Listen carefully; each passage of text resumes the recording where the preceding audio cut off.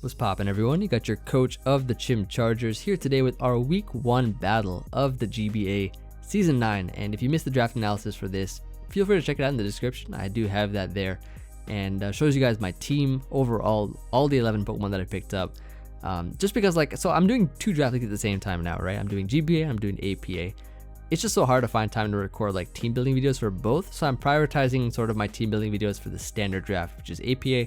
And I guess I'll kind of just briefly explain the mons that I have here, but I don't think I'll be doing team builders in this one until maybe APA is done and I'm just focusing on one draft league, because I'm kind of dividing my attention and sort of my time there. But hope you all understand and appreciate that. We're going to be taking on my boy Aster, coach of the Montreal Habsols. We actually did face him in last season, week 1, so we actually won that, which was pretty cool. And we're going to be taking him on again in the Uber styled draft league. I never really played an Ubers league before, but I have played the Ubers tier before in competitive, so it's pretty fun, and I did pretty well there. So let's see how we do in this one, of course.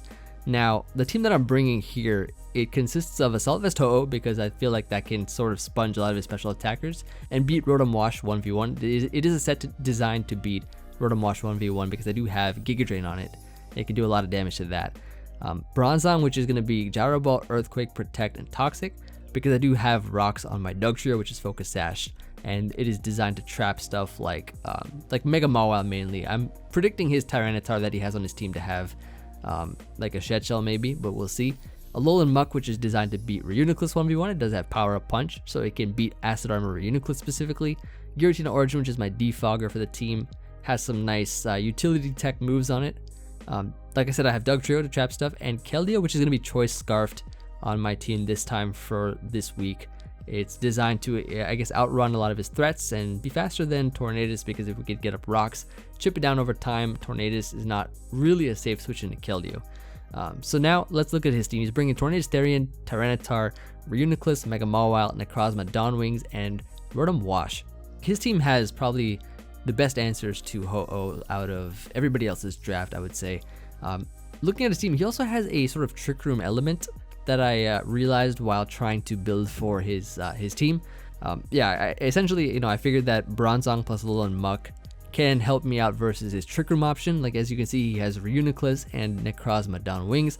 Both of those love to click Trick Room, and I guess that can really function well if he's running a slow T-Tar, but especially with Mega Mawile. That thing is a huge threat. I've really never faced a Mega Mawile in draft before. On the ladder, of course, I've faced numerous times. I've used it a lot myself. But in draft, it can be really scary. You don't know what kind of coverage it could run. It could definitely tailor its set to do really well versus your team, and not a lot of switch-ins are viable versus that Mon when it has the right coverage. So yeah, his team is very scary for sure. I figured his potential lead would either be the Tornadus Therian, just to get the momentum with U-Turn and be a Regenerator Pivot, or Rotom Wash, which can do the same thing but just with Volt Switch. He's got Volturn Core on that team too. Really scary team for sure, but I know that for a fact my Ho-Oh can beat Rotom Wash 1v1. It's a solid vest, so it can take the Hydro Pumps, it can take the Volt Switches any day. It's faster than it, so I don't think he'd run Scarf on that set, and it'd probably be a more defensive option for him. But I feel like the Giga Drain on my Ho-Oh can do a lot of damage to it, and it beats Tornadus 1v1 as well. So his I guess potential Z users, we all have Z captains and whatnot. His, I think, are the Tornadus and something else. I think it was the Cobalion, but he opted not to bring that Pokemon. So yeah, I think it's going to be an interesting matchup. Let's just get right into it and see what goes down. His Stealth Rockers, potential Stealth Rockers, are going to be that the T-Tar or the Mawile. Either one of those are going to be the Stealth Rockers that we got to play around. With Ho-Oh, it's important to keep off rocks, but if we do, then Ho-Oh becomes an extremely dangerous Mon. So let's see what happens here and get right into it. As you can see, he decides to challenge me. This may or may not be his first mistake. So as you can see, he leads with the Tornadus. I lead off with my Ho-Oh, and I catch one of his potential leads, which is nice because his moves won't do too much damage to me. I can just go right for the big Sacred Fire. You don't get the 50% burn, unfortunately, but we're going to click it again as he U-turns out into his Rotom Wash, and that thing is going to get Sacred Fired upon, and we do get the burn this time. So click 2 Sacred Fires, get 1 burn. Not too bad, not too bad. So gonna go for the Giga Drain here. Follow up with the Giga Drain. It does a considerable amount of damage as we get some health back right now. He activates his 50% berry, which heals him up a bit. Goes to the Volt Switch, doesn't do much damage. We can easily regenerate this, no problem at all. He brings in his T-Tar, so I'm like, okay, T-Tar is probably the biggest threat to my squad, so we definitely want to deal with that. So I'm gonna go Keldeo here. I don't go hard Dugtrio just because he could be Shed Shell. He could attack and then switch out. Don't want that to happen. But he gets up his rocks. Okay, so I'm like, okay, nice. That has rocks for sure. Gonna double here into my Giratina Origin, predicting his switch out of T-Tar out of the Keldeo as he goes Rotom. This gives me a free defog, so that's really nice. Gives me some initiative while Rotom takes some burn damage and some sand damage. I go for the defog here, get rid of the rocks and whatnot. He goes right for the Volt Switch. Now my Giratina is designed to beat Tyranitar. It has Will-O-Wisp, it has Aura Sphere, so burning this thing is going to be phenomenal in order for me to neuter it. Dodges the burn, gets up the rocks. I'm like, okay, it's fine. I'll get up another Will-O-Wisp here. There's no problem. Will-O-Wisp again, dodges again, crunches me. So 2 Will-O-Wisps, he dodges both and gets up rocks and crunches. So I can't even defog now, which is crazy. So I'm like, okay, fine. I'll bring in my Keldeo, force him out. He goes into his Tornadus Therian, so I'm like, okay, fine. I'm gonna go for the Scald here. Doesn't do much damage, but I'm just gonna click it again, just because I was a little bit frustrated about those plays that just happened prior. So I dodge a Hurricane, which is I guess cool, and I'm just gonna keep clicking Scald at this point. Rotom is burned. Of course, it was already burned, but take some damage. Not gonna stay in now. I'm gonna go into my Dugtrio, predicting the Volt Switch, but he goes for the Pain Split, so that's fine too. I figured, now that he has rocks on my side, might as well just throw away this thing to get up rocks for myself, because he's not getting rid of rocks for me. I might as well just keep rocks on his side.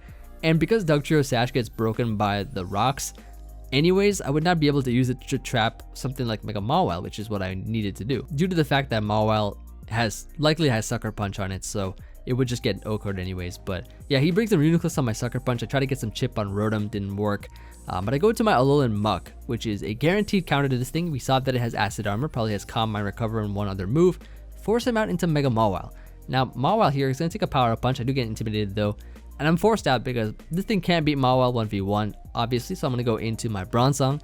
And Bronzong is, I guess, essentially my best player I've switched in at this point. I can't bring in Ho-Oh due to the rocks, and he's going to go for the Play Rough, doing some decent damage to myself. Not going to be a 2 KO, fortunately, so he's going to get off another Play Rough here. I'm going to go right for the Earthquake because I want to try to get off as much damage as I can on this Mawile.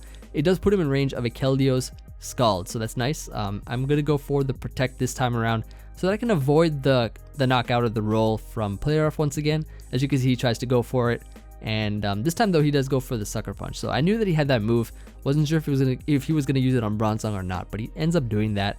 And now I can bring in my Keldeo to force this thing out a bit, and he's gonna go into his Reuniclus. As I end up going here for the Scald, it's not doing much damage at all. Like, Keldeo I think is the only thing keeping me in this game right now, but Reuniclus is a problem for sure. I'm gonna go into my Dugtrio expecting him to double out into Mawile, expecting my Muck, because every time I bring in Muck is I guess kind of forcing out the Reuniclus. However, he actually just stays in, so I'm like, okay, I'll save my Dugtrio then, go into my Muck as he Acid Armors. So I guess now what I can do is literally just Power Punch again. Like, it just beats a 1v1 from what I know of at this point, but he goes Rotom this time instead of Mawile, so I get the Power Up Punch. And because I have this nice tech move that you're about to see with the Shadow Sneak, I can actually pick off this Rotom with that and knock it out. So yeah, now he's going to bring in his Mega Mawile. Of course, going to be a threat once again. I can't stay in. Going to go back into... I'm actually going to sack my Dugtrio this time because Dugtrio is kind of useless with the burn. It's not going to trap anything. It's not going to do anything. And I already got up rocks, so I don't need it anymore. Anyways, back into my Keldeo I go, forcing him out into Ridiculous once again. I'm just going to get off a Scald here. I could double into Muck, but I don't think it's worth it until I see Reuniclus on the field. I actually go for the Scald once again, thinking that he might double out this time, but he just keeps staying in, playing it safe with the Reuniclus, which I guess I can't really blame him because he's in a much better advantage than I am right now. So I'm going to go back into my Muck here. On the Reuniclus, he actually decides to go for the Acid Armor after he went for the Recover, and I guess we're just going to force him out once again. So this time he's going to switch out here into his Tornadus. That is going to be taking rocks damage. I'm going to be going for the Power Up Punch here, and actually landing that nice little Poison Touch with the Poison. Wouldn't have mattered anyways because Shadow Sneak at +1 easily would have knocked it out. Easily would have knocked it out at +0 too. I'm pretty sure. So he's going to go into the Necrozma Downwings as he goes for the Earthquake, but I do have the Shucka Berry on the Alolan Muck. Eat that up really well and go right for the knockoff, getting rid of this thing in one hit. So the Uber on his team falls to my nice tier 4 Alolan Muck. Beautiful. So now he's going to bring in his Mega Mawile. I'm switching back out of here into my Ho-Oh. I have no other switch-ins to play off at this point, so Ho-Oh is the least valuable member due to the fact that it dies to Sucker Punch and rocks and everything is just destroys it. So I'm gonna go back into my Keldeo here as he actually is only has 3 Pokemon left. I'm gonna double here into my Muk, predicting the Reuniclus because that was his switch in every single time. But he Sucker Punches, which I don't know why he did that, but I guess yeah, it worked out for him in the end. Caught my double, and yeah, that's gonna be basically gonna be GG because I'm just gonna Scald here on, or actually I'm gonna Hydro Pump on the Sucker Punch because I just want to kind of gauge the damage it does to Reuniclus. There's no way I can win at this point.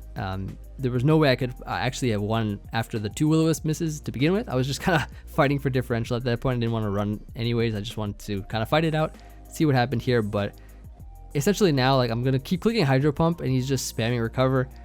It's his best play, agreed, but yeah, it's not really too fun to watch for myself. So I just decide after the clicking a couple Hydro Pumps and just seeing him spam Recover, gonna flee the match here, and that is gonna be the game. So I'm definitely disappointed with how this game went, just because, like, firstly we didn't lose to a misplay, secondly we didn't lose to getting outplayed. Those 2 Will-O-Wisp misses cost us the game so much. We essentially were just fighting for differential after that. The Hurricane miss, like that, I mean, that just allowed us to fight for, like, I guess differential, but we were gonna lose either way. Of course the reason is because, you know, if that T-Tar was ended up being burned, we would have gotten out the defog, we would have been able to keep rocks off of our side, which would in turn have allowed Ho-Oh to switch in. You know, we could have brought that in, threatened things. We couldn't have done that with rocks on our side. It would have allowed Dugtrio to keep his Focus Sash, which could have been really nice to trap Mawile and not die to a Sucker Punch. It could have weakened that so much for Alolan Muk to put in a lot more work early on. You know, we could have actually had Giratina still alive because of the fact that Crunch, after being burned, would not have done as much. We have Aura Sphere on Giratina, so we could have actually done a lot of damage with that and prevented him from spamming rocks and making him think twice about staying in. We could have also trapped him with Dugtrio once we knew what his item was, which was Lumberry. So, like, I feel like those 2 Wisp burns, those 2 Wisp misses are what cost us the game in this match, and that is why this is considered to me a hacks loss. So yeah, unfortunate, but either way, it's not Astra's fault. You know, Astra's a great dude, so be sure to check him out. We'll definitely bounce back in week 2 for sure. I don't think all of our games, like, I think, like, this is actually one example of a game that we've gotten hacks out of. I don't think there was many since, like, maybe GBA season 7. I don't know, there hasn't been a lot of hacks games that I've had in Draft League. It's always been either just us winning or you know, us misplaying, or maybe them out prepping, something like that. You know, I do appreciate those kind of wins or those kind of losses a lot more because we learn something from that, but we can't really learn from a hacks loss or even a hacks win for that matter because yeah, I don't know. So that's gonna be that. But yeah, thank you everybody for watching either way. Do appreciate the support. And yeah, Chim Chargers starting off the season kind of roughly, but we'll definitely bounce back in the next week, hopefully, as we get used to our team. So I'll see you all on the next video, which is going to be the video for draft number 3 for the APA. Probably wake up tomorrow, I think. So I'll get that out soon. I have a really exciting team to show you guys for that one.